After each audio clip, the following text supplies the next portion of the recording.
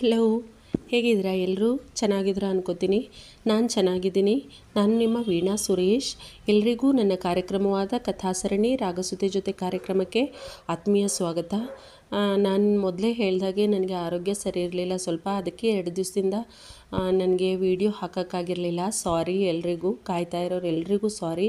Please ನೋಡ್ತಾ ಇರೋರು ಎಲ್ಲರೂ ತಪ್ಪದೆ ನನ್ನ ಚಾನೆಲ್ಗೆ ಸಬ್ಸ್ಕ್ರೈಬ್ ಮಾಡ್ಕೊಂಡ್ಬಿಟ್ಟು ಆಮೇಲೆ ಅನ್ಸಬ್ಸ್ಕ್ರೈಬ್ ಮಾಡಬೇಡಿ ಪ್ಲೀಸ್. ವಿಧು, ನಿಮ್ಮ ಎಸ್ಟೇಟ್ನ ಕೆಲಸ ಹೇಗೆ ನಡೀತಿದೆ? ನನಗಂತೂ ಈ ಕೆಲಸದವರನ್ನು ಕರೆದುಕೊಂಡು ಬರೋದೇ ಒಂದು ದೊಡ್ಡ ತಲೆನೋವಾಗಿದೆ ಕಣೋ.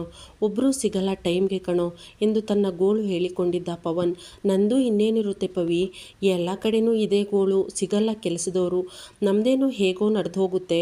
ಅವರು ಕೇಳಿದಷ್ಟು ದುಡ್ಡು ಸುರಿದಾದರೂ ಕರ್ಕೊಂಡು ಬರ್ತೀವಿ. ಬಡಬಗ್ಗರ ಕಥೆ ಏನು ಹೇಳು? ಅವರಿಗೆ ಕೆಲಸದವರಿಗೆ ಅಷ್ಟೂ ದುಡ್ಡು ಸುರಿದ್ರೆ ಅವರು ತಿನ್ನೋದಕ್ಕೆ ಏನು ಮಿಗುತ್ತೆ? ಅವರ ಮನೆ ಮಠ ಹೆಂಡತಿ ಮಕ್ಕಳ ಗತಿ ಏನು ಎಂದು ಮರುಗಿದ್ದ ವಿಧಾನ್. ಹೌದು ಎಂಬಂತೆ ತಲೆಯಾಡಿಸಿದ್ದ ಪವನ್. ಸರಿ ಕಣೋ ವಿಧು, ನಾನು ಬರ್ತೀನಿ. ನಮ್ಮ ಗೋಳು ಮುಗಿಯೋದೇ ಅಲ್ಲ ಬಿಡು, ಸಂಜೆ ಸಿಗ್ತೀಯಲ್ಲ ಎನ್ನುತ್ತಾ ನಡೆದಿದ್ದ ತನ್ನ ಎಸ್ಟೇಟ್ನ ಕಡೆಗೆ. ಅವನು ಹೋದ ನಂತರ ವಿಧಾನ್ಗೆ ಅಲ್ಲಿರಲು ಯಾಕೋ ಮನಸ್ಸು ಬರಲಿಲ್ಲ. ಎಸ್ಟೇಟ್ ಕಡೆಗೂ ಹೋಗೋ ಮನಸ್ಸಾಗಲಿಲ್ಲ ಅವನಿಗೆ. ತಿರುಗಿ ಮನೆಯ ಕಡೆ ನಡೆದು ಬಿಟ್ಟಿದ್ದ ವಿಧಾನ್. ಹೆದರುತ್ತಲೇ ಅವನ ರೂಮಿನ ಕಡೆ ಬಂದವಳು ಬಾಗಿಲು ತೆರೆದು ಒಳಗೆ ಇಣುಕಿದಳು. ರೂಮಿನ ಅವಸ್ಥೆ ನೋಡಿದ ಹುಡುಗಿ ತಲೆಯ ಮೇಲೆ ಕೈ ಹೊತ್ತು ನಿಂತು ಬಿಟ್ಟಳು. ವಿಠಲ, ಇದೇನು ಮಾಡ್ಬಿಟ್ಟಾರ ಮನುಷ್ಯ? ಬಟ್ಟಿನ ಹಿಂಗ ಬಿಸಾಡೋದು? ಎಲ್ಲಿ ಕಾಲಿಟ್ಟು ಒಳಗಡೆ ಹೋಗುದವ ನಾನು? ಯವ್ವ, ಇದೇನು ರೂಮ್ ಅದನೋ ಇಲ್ಲ ಗೊಬ್ಬರದ ಗುಂಡಿ ಅದನೋ? ಕಾಲು ಹಾಕೋದಕ್ಕನ ಜಗ ಇಲ್ದಂಗೆ ಹರ್ಡ್ಯಾಡಲ್ಲ. ಅವರರ ಹ್ಯಾಂಗೆ ಹೋದ್ರು ಅಂತೀನಿ. ಯೋಚನೆ ಮಾಡುತ್ತಲೇ ಒಂದೊಂದೇ ಬಟ್ಟೆಯನ್ನು ಎತ್ತಿ ಕೈಯಲ್ಲಿ ಹಿಡಿದುಕೊಂಡು ನಿಧಾನವಾಗಿ ಒಳಗೆ ಬಂದಿದ್ದಳು. ಅದೇ ಮೊದಲು ಅವಳು ವಿಧಾನ್ ರೂಮಿಗೆ ಬಂದಿದ್ದು ಎಂದೂ ಅತ್ತ ಸುಳಿಯುವ ಧೈರ್ಯ ಮಾಡಿರಲಿಲ್ಲ ಅವಳು. ಅವನೆಂದರೆ ಅಷ್ಟು ಭಯವಿತ್ತಲ್ಲ ಹುಡುಗಿಗೆ. ರೂಮ್ ನೋಡಿ ಬೆಕ್ಕಸ ಬೆರಗಾಗಿ ಹೋಗಿದ್ದಳು ವಿಶಾಖ.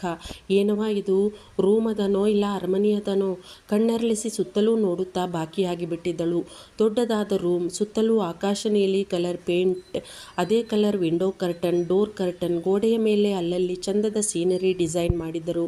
ವಿಶಾಲವಾದ ಮಂಚ ರಾಯಲ್ ಆಗಿತ್ತು. ಸುತ್ತ ನೋಡುತ್ತಿದ್ದವಳ ದೃಷ್ಟಿ ಆಳೆತ್ತರದ ಅವನ ಫೋಟೋ ನೋಡಿ ಅಲ್ಲಿಯೇ ನಿಂತಿತು. ಸೇನಾ ಸಮವಸ್ತ್ರ ಹಾಕಿ ಟಿವಿಯಿಂದ ನಿಂತಿದ್ದ ಆಳೆತ್ತರದ ಫೋಟೋ ಅದಾಗಿತ್ತು. ಎಷ್ಟು ಚಂದ ಅದಾರಲ್ಲ ಈ ಡ್ರೆಸ್ನಾಗ ಮೇಜರು, ಖರೇನಾ ಎಂದುಕೊಂಡು ಅದನ್ನೇ ಎವೆಕದೆ ನೋಡುತ್ತಾ ನಿಂತಳು ಹುಡುಗಿ. ಸೇನೆಗೆ ತಕ್ಕ ಎತ್ತರ, ಎತ್ತರಕ್ಕೆ ತಕ್ಕ ಮೈಕಟ್ಟು, ಮಿಲ್ಟ್ರಿ ಕಟ್ ಮಾಡಿಸಿದ ಹೇರ್ ಸ್ಟೈಲ್, ಅದರ ಮೇಲೆ ಸೇನೆಯ ಹ್ಯಾಟ್, ಹುರಿಗಟ್ಟಿದ ಮೀಸೆ, ಟ್ರಿಮ್ ಮಾಡಿದ್ದ ಗಡ್ಡ, ತೀಕ್ಷ್ಣ ಕಂಗಳು. ನಿಜಕ್ಕೂ ಒಮ್ಮೆ ನೋಡಿದರೆ ಮತ್ತೊಮ್ಮೆ ನೋಡುವಂತಿದ್ದ ವಿಧಾನ್ ಆ ಡ್ರೆಸ್ಸಲ್ಲಿ. ಸೇನೆಗೆ ಸೇರ್ಬೇಕಂದ್ರೆ ಸುಲಭ ಅದ ಏನು? ಕಷ್ಟ ಪಡ್ಬೇಕು, ಮತ್ತ ಬೆವರು ಹರಿಸ್ಬೇಕಾಗ್ತದ, ದೇಹನ ದಂಡಿಸ್ಬೇಕಾಗ್ತದ, ಅವರ ಎಲ್ಲ ಪರೀಕ್ಷೆನಾಗೂ ಪಾಸ್ ಆಗಬೇಕಾಗ್ತದ. ಅದಕ್ಕೆ ಮತ್ತು ಮೇಜರು ಹಿಂಗಿರೋದು ಚಂದಂಗ ಎಂದುಕೊಂಡು ಇತ್ತ ತಿರುಗಿದಳು ವಿಶಾಖ. ಮೇಲಿನ ತನ್ನ ರೂಮಿನಿಂದ ದುರ್ದಾನ ತೆಗೆದುಕೊಂಡವರಂತೆ ಕೆಳಗಿಳಿದು ಬಂದಿದ್ದರು ಲಲಿತಾ. ತನ್ನ ಅಮ್ಮನ ಮಾತು ಕೇಳಿ ತಲೆ ಕೆಟ್ಟಂತಾಗಿತ್ತು ಅವರಿಗೆ. ಸೀದಾ ಕಾರ್ಯಪ್ಪನವರ ರೂಮಿಗೆ ನಡೆದಿದ್ದರು. ಅಣ್ಣ ಅಣ್ಣ ಎನ್ನುತ್ತಾ ತನ್ನ ವೀಲ್ಚೇರ್ ಮೇಲೆ ಕಣ್ಮುಚ್ಚಿ ಕುಳಿತು ಏನೋ ಯೋಚನೆಯಲ್ಲಿದ್ದರು. ಇವರ ಧ್ವನಿ ಕೇಳಿ ಕಣ್ಣು ತೆರೆದಿದ್ದರು ಕಾರ್ಯಪ್ಪನವರು. ಏನು ಎಂಬಂತೆ ಲಲಿತಮ್ಮನ ಮುಖ ನೋಡಿದ್ದರು. ನಾನು ನಿನ್ನ ಜೊತೆ ಮಾತಾಡಬೇಕು ಅಣ್ಣ ಎಂದು ಅವರು ಏನಾದರೂ ಹೇಳುವ ಮೊದಲೇ ಅಲ್ಲಿಯೇ ಇದ್ದ ಕುರ್ಚಿಯಲ್ಲಿ ಕುಳಿತುಕೊಂಡಿದ್ದರು ಲಲಿತಮ್ಮ. ತಾನು ಏನು ಹೇಳುವುದು ಬೇಡ, ಹೇಳಿದರೂ ಹೇಳದಿದ್ದರೂ ಇವಳು ಮಾತನಾಡುವವಳೇ ಎಂದುಕೊಂಡವರು ಸುಮ್ಮನೆ ಪ್ರಶ್ನಾರ್ಥಕವಾಗಿ ಅವಳ ಮುಖ ನೋಡುತ್ತಾ ಕುಳಿತಿದ್ದರು ಕಾರ್ಯಪ್ಪನವರು. ಅಣ್ಣ, ನಾನು ನಿನ್ನ ಎಲ್ಲ ಮಾತನ್ನು ಯಾವ ವಿರೋಧವಿಲ್ಲದೆ ಒಪ್ಪಿದ್ದೇನೆ. ನನ್ನ ಮದುವೆಯಿಂದ ಹಿಡಿದು ಈ ಮನೆಗೆ ನನ್ನ ಕರೆದುಕೊಂಡು ಬರುವವರೆಗೂ ಕೂಡ, ಹೌದು ತಾನೇ ಎಂದು ಅವರ ಮುಖ ನೋಡಿದರು. ವ್ಯಂಗ್ಯ ನಗನಕ್ಕೂ ತಲೆ ಆಡಿಸಿದ್ದರು ಅವರು. ಅದರ ಅರ್ಥ ಲಲಿತಮ್ಮನವರಿಗೂ ತಿಳಿದಿತ್ತು. ಇವರ ಮದುವೆಯ ಸಮಯದಲ್ಲಿ ಇವರು ಮಾಡಿದ ಅವಾಂತರ ಒಂದೆರಡಾಗಿರಲಿಲ್ಲವಲ್ಲ. ಹೇಗೋ ಒಪ್ಪಿಸಿ ಮದುವೆ ಮಾಡಿದ್ದರು ಅವರನ್ನು. ಅದೇ ನೆನಪಾಗಿ ವ್ಯಂಗ್ಯನಗು ಮೂಡಿತ್ತು ಕಾರ್ಯಪ್ಪನವರ ಮುಖದ ಮೇಲೆ. ಅದಿರಲಿ, ನೀನು ನನ್ನನ್ನು ಇಲ್ಲಿಗೆ ಕರೆದುಕೊಂಡು ಬರುವಾಗ ಏನು ಹೇಳಿದ್ದೆ? ಇಲ್ಲಿ ಬಂದರೆ ನನ್ನ ಜೀವನಕ್ಕೊಂದು ಭದ್ರತೆ, ನನ್ನ ಮಗಳಿಗೊಂದು ನೆಲೆ ಮಾಡಿಕೊಡುತ್ತೇನೆ ಎಂದು ಹೇಳಿದ್ದೆ ತಾನೇ? ನಾನೇನು ಹೇಳಿದ್ದೆ ನಿನಗೆ? ನನ್ನ ಮಗಳು ನಿನ್ನ ಮನೆಯ ಸೊಸೆ ಆಗಬೇಕು ಎಂದು ಹೇಳಿದ್ದೆ ತಾನೇ ಎಂದು ಕೇಳಿದ್ದರು ಅಣ್ಣನನ್ನು. ಹೌದು, ಅದನ್ನೇ ತಾನೇ ನಾನು ಮಾಡಿದ್ದೀನಿ ಇಲ್ಲಿಯವರೆಗೆ. ನೀನೇನೇ ಮಾಡಿದರೂ ಒಂದೂ ಮಾತನಾಡಲಿಲ್ಲ.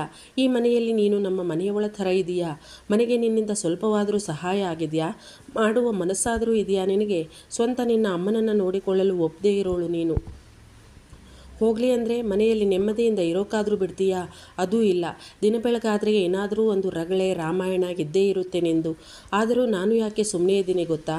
ಒಂಟಿ ಹೆಂಗಸು ಬೆಳೆದ ಮಗಳನ್ನು ಇಟ್ಕೊಂಡು ಏನು ಮಾಡ್ತೀಯಾ ಇಲ್ಲಿಂದ ನಿನ್ನ ಕಳಿಸಿದರೆ ಎಂದು ಯೋಚಿಸಿ ಸುಮ್ಮನೇ ಇರುವುದು ಅಷ್ಟೇ. ಜೊತೆಗೆ ನಾನೇ ಅಲ್ಲವೇ ನಿನ್ನ ಈ ಮನೆಗೆ ಕರೆತಂದಿದ್ದು. ಆ ಜವಾಬ್ದಾರಿ ಇದೆ ನನಗೆ. ಇನ್ನು ನಿನಗೆ ನೆಲೆ ಇಲ್ಲವೇ ಈಗ? ಈ ಮನೆಗಿಂತ ನೆಲೆ ಬೇಕೇ ನಿನಗೆ? ನಿನ್ನ ಮಗಳ ವಿಚಾರ ನಾನು ಆಗಲೂ ಹೇಳಿದ್ದೆ ನಿನಗೆ. ಮಕ್ಕಳು ಬೆಳೀತಾ ಬೆಳೀತಾ ಅವರ ಮನಸ್ಸು ಹೇಗೆ ಬದಲಾಗುವುದೋ ತಿಳಿಯಲ್ಲ ನಮಗೆ. ಈಗಲೇ ನಾನೇನು ಹೇಳೋಕ್ಕಾಗಲ್ಲ. ನನ್ನ ಮಗ ಒಪ್ಪಿದರೆ ನೋಡೋಣ ಎಂದು ಅಲ್ಲವೇ? ಈಗಲೂ ಅದನ್ನೇ ಹೇಳ್ತೀನಿ ನಾನು. ನನ್ನ ಮಗ ಒಪ್ಪಿದರೆ ನಿನ್ನ ಮಗಳು ಈ ಮನೆ ಸೊಸೆ ಆಗೋದಕ್ಕೆ ನನಗೇನೂ ಅಭ್ಯಂತರವಿಲ್ಲ ಎಂದಿದ್ದರು ಕಾರ್ಯಪ್ಪನವರು. ಲಲಿತಮ್ಮನವರಿಗೆ ಇನ್ನು ಮಾತನಾಡುವುದಕ್ಕೆ ಏನೂ ಉಳಿಯಲಿಲ್ಲ. ಕಾರ್ಯಪ್ಪನವರು ತಮ್ಮ ಮಾತು ಮುಗಿಯಿತು ಎಂಬಂತೆ ಮತ್ತೆ ಕುಳಿತಲ್ಲೇ ಕಣ್ಣು ಮುಚ್ಚಿದರು. ಇನ್ನೇನೂ ಮಾಡಲಾಗದೆ ಹೊರಬಂದಿದ್ದರು ಲಲಿತಮ್ಮ. ಸ್ವಲ್ಪ ಸಮಾಧಾನವಂತೂ ಆಗಿತ್ತು ಅವರಿಗೆ. ನನ್ನ ಮಗಳು ಈ ಮನೆ ಸೊಸೆ ಆಗೋದಕ್ಕೆ ಇನ್ನೂ ಅವಕಾಶವಿದೆ, ಪ್ರಯತ್ನ ಪಡಬೇಕು ಅಷ್ಟೇ ಎಂದು. ಆದರೆ ಅದು ಅಷ್ಟು ಸುಲಭವಲ್ಲ. ಅದು ಅವರಿಗೂ ಗೊತ್ತು. ನಮ್ಮ ನೆರಳನ್ನೇ ಕಂಡರೆ ಆಗದವನು ತನ್ನ ಮಗಳನ್ನು ಮದುವೆಯಾಗುವುದು ಕನಸಿನ ಮಾತು. ತಾನೇ ಏನಾದರೂ ಮಾಡಲೇಬೇಕು, ಮಾಡಿಯೇ ಮಾಡುತ್ತೇನೆ ಎಂದುಕೊಂಡರು. ಯಾಕೋ ಮನೆಯ ಕಡೆ ನಡೆದು ಬಿಡೋಣ, ಊಟ ಮುಗಿಸಿ ರೆಸ್ಟ್ ಮಾಡಿ ಬಂದರಾಯಿತು ಎಸ್ಟೇಟ್ಗೆ ಎಂದುಕೊಂಡು ಮನೆಗೆ ಬಂದಿದ್ದ ವಿಧಾನ್. ಹೊರಗೆ ಇವನು ಬರುವುದನ್ನು ಒಳಗಿನಿಂದಲೇ ನೋಡಿದ್ದ ಗೋಪಿ. ಅಯ್ಯ, ಇದ್ಯಾಕೆ ಇವಣ್ಣ ಇಷ್ಟು ಬ್ಯಾಗ್ ಬಂದ್ಬಿಟ್ಟದೆ? ಯಾವಾಗಲೂ ಹಾಗೆಯೇ ಅಣ್ಣ, ಬೇಕಾದಾಗ ಬ್ಯಾಗ್ ಬರೋಕ್ಕಿಲ್ಲ. ಊಟಕ್ಕೆ ಕಾದು ಕಾದು ಸುಸ್ತೇ ಆಗ್ಬಿಡ್ಬೇಕು ನಮಗೆ, ಹಂಗೆ ಕಾಯಿಸ್ತಾರೆ. ಈಗ ನೋಡು ಇನ್ನೂ ಅಡುಗೆ ಮಾಡ್ತಾನೆ ಇವನಿ, ಆಗಲೇ ಹಾಜಿರಾಗ್ಬಿಟ್ಟದೆ ಇವಣ್ಣ ಎಂದು ಗೊಣಗಿಕೊಂಡೇ ತನ್ನ ಅಡುಗೆಯ ಕೆಲಸ ಮುಂದುವರೆಸಿದ್ದ ಗೋಪಿ. ಅಯ್ಯೋ, ನನ್ನ ಕತೆ ಮುಗ್ದಂಗೆಯ.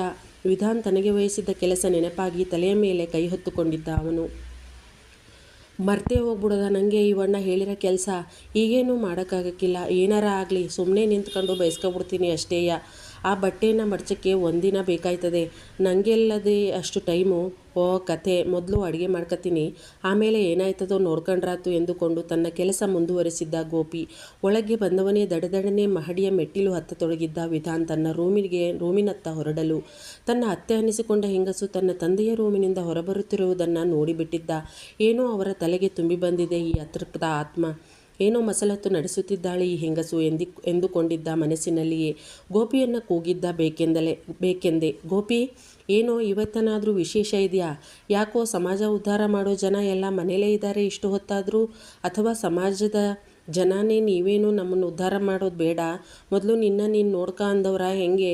ಏನಾದರೂ ಮಾಡ್ಕೊಂಡು ಹಾಳಾಗಲಿ, ನಮ್ಮ ಮನೆ ವಾತಾವರಣನ ಕೆಡಿಸದೆ ತಪ್ಪಿದ್ರೆ ಸಾಕು ಈ ಜನ, ಥತ್ತೆರಿಗೆ ಎನ್ನುತ್ತಾ ಮೆಟ್ಟಿಲು ಹತ್ತಿ ನಡೆದೇ ಬಿಟ್ಟಿದ್ದ ವಿಧಾನ್. ತಮಗೆ ಅಂದ ಮಾತು ಇವೆಲ್ಲ ಎಂದು ಅರ್ಥವಾಗದಷ್ಟು ದಡ್ಡರಲ್ಲವಲ್ಲ ಲಲಿತಮ್ಮ. ಅವನು ಏನೇ ಹೇಳಿದರೂ ಅದನ್ನು ಮನಸ್ಸಿಗೆ ತೆಗೆದುಕೊಳ್ಳುವುದನ್ನು ಬಿಟ್ಟು ಬಿಟ್ಟಿದ್ದರು ಅವರು.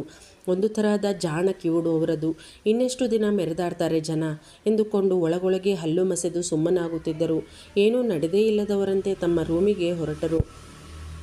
ಅವನ ಫೋಟೋವನ್ನೇ ನೋಡುತ್ತಿದ್ದವಳು ತಾನು ಬಂದ ಕೆಲಸ ನೆನಪಾಗಿ ಇತ್ತ ತಿರುಗಿದ್ದಳು ವಿಶಾಖ. ಬಗ್ಗಿ ಒಂದೊಂದೇ ಬಟ್ಟೆಯನ್ನು ಎತ್ತಿ ವಿಶಾಲವಾದ ಕಾಟ್ ಮೇಲೆ ಇಟ್ಟುಕೊಳ್ಳತೊಡಗಿದಳು. ಮೊದಲು ಈ ಬಟ್ಟೆನೆಲ್ಲ ಎತ್ತಿ ಇಟ್ಕೋತೀನಂತ, ಆಮೇಲೆ ಮಡ್ಚಿ ಕಪಾಟ್ನಾಗ ಇಟ್ರಾತು. ಆದರೂ ಇದ್ಯಾಕೆ ಈ ಮನುಷ್ಯ ಬಟ್ಟೆನ ಹಿಂಗೆ ಹರಡ್ಯಾರಲ್ಲ ನೆಲದ ಮ್ಯಾಲ? ಏನೋ ಕಳ್ಕೊಂಡಾರೇನೋ, ಹುಡ್ಕಾಕತ್ತಿದ್ರೇನೋ, ಅದಕ್ಕೆ ಮತ್ತೆ ಹಿಂಗೆ ಎತ್ತಿ ಬಿಸಾಡಿರೋದು ಬಟ್ಟೆನೆಲ್ಲ ಎಂದುಕೊಳ್ಳುತ್ತಾ ಬಟ್ಟೆಯನ್ನು ಎತ್ತತೊಡಗಿದಳು.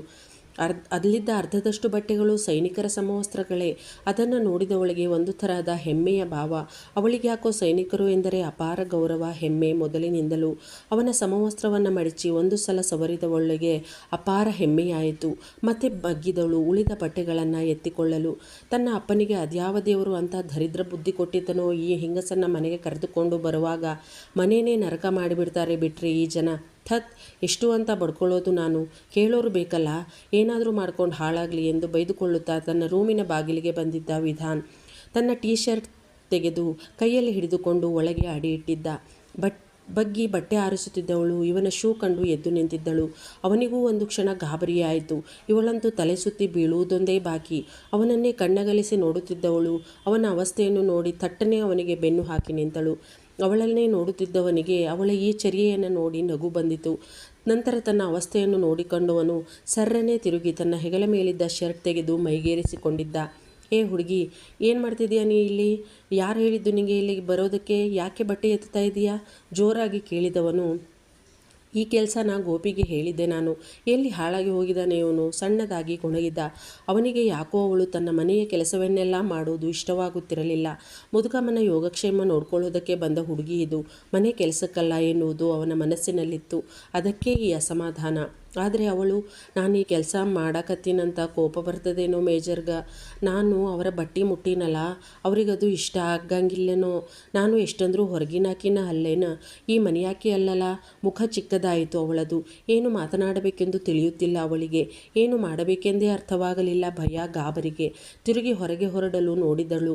ಮರೆತೇ ಹೋಗಿತ್ತು ಹುಡುಗಿಗೆ. ಅವನಿಗೆ ತನ್ನ ಮಾತನ್ನು ಕೇಳದೆ ಮಧ್ಯದಲ್ಲಿಯೇ ಬೆನ್ನು ತಿರುಗಿಸಿ ನಡೆಯುವವರನ್ನು ಕಂಡರೆ ಅಸಾಧ್ಯ ಕೋಪ ಬರುತ್ತದೆ ಎನ್ನುವ ವಿಷಯವು ಸರ್ರನ್ನೇ ಕೈ ಹಿಡಿದು ಎಳೆದುಕೊಂಡಿದ್ದ ಕೋಪದಿಂದ ಅವನು ಎಳೆದ ರಭಸಕ್ಕೆ ಸೀದಾ ಹೋಗಿ ಅವನ ಎದೆಗೆ ತಲೆ ಬಡಿದಿತ್ತು ಅವಳದು. ಅವಾಕ್ಕಾಗಿ ತಲೆ ಎತ್ತಿದ್ದಳು. ಅವಳ ಎರಡೂ ಭುಜ ಹಿಡಿದು ಮುಖ ಗಂಟಿಕ್ಕಿ ಅವಳ ಮುಖ ನೋಡುತ್ತಿದ್ದ ವಿಧಾನ್. ಕಣ್ಣು ಕೆಂಪಗಾಗಿ ಬಿಟ್ಟಿತ್ತು ಕೋಪದ ತೀವ್ರತೆಗೆ. ಅವನ ತೀಕ್ಷ್ಣವಾದ ಕಂಗಳು ಅವಳನ್ನೇ ಕೋಪದಿಂದ ದಿಟ್ಟಿಸುತ್ತಿದ್ದವು. ಬಿರುಸು ತುಟಿಗಳು ಕೋಪದ ಆವೇಗಕ್ಕೆ ಅದುರುತ್ತಿದ್ದವು.